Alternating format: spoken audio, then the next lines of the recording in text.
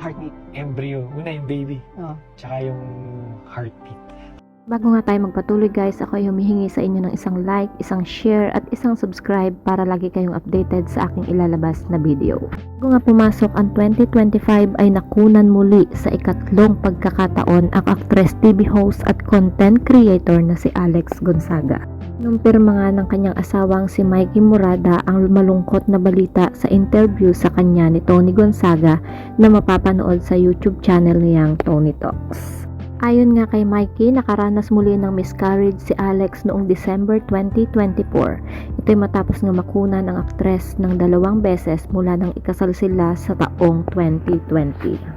Isa na naman niyang patunay ng pagmamahal at suporta ang ipinakita ni Mikey Morada sa kanyang asawang si Alex Gonzaga na kanyang ibinahagi sa isang IG post na pumukaw sa puso ng maraming netizen.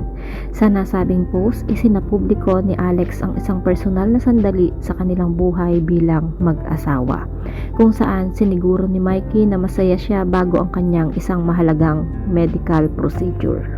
Saad nga ni Alex, "My favorite memory is when my husband made sure I was happy before my medical procedure." Samantala, maraming netizen ang naantig sa pagiging maalaga at mapagmahal nga ni Mikey, lalo na't hindi lahat ay may kakayahang gawing magaan ang sitwasyon sa kabila ng alalahanin. Sa naturang post, binigyan din ni Alex kung gaano kalaki ang papel ng kanyang asawa sa kanyang pagharap sa isang mahirap na sitwasyon.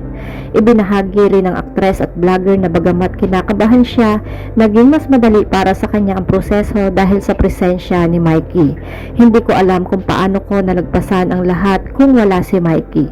Isa siyang tunay na partner," dagdag pa ni Alex sa kanyang caption. Bilang asawa ni Alex, si Mikey Morada ay kilalang low-key at supportive sa lahat ng ginagawa ni Alex.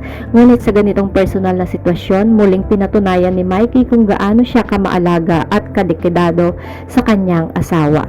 Sa lahat ng nangyari, lagi kong sinisigurado na mararamdaman ni Alex na nariyan ako para sa kanya, saad nga ni Mikey. Ang ganitong uri nga ng pagmamahal ay nagbibigay inspirasyon sa marami, lalo na sa mga mag-asawa na hinaharap ang kani-kanilang hamon sa buhay. Ang kwento nga ni Alex Gonzaga at Mikey Morada ay patunay na ang pagmamahal ay hindi lamang tungkol sa mga masayang sandali, kundi lalo na sa mga panahon ng pagsubok.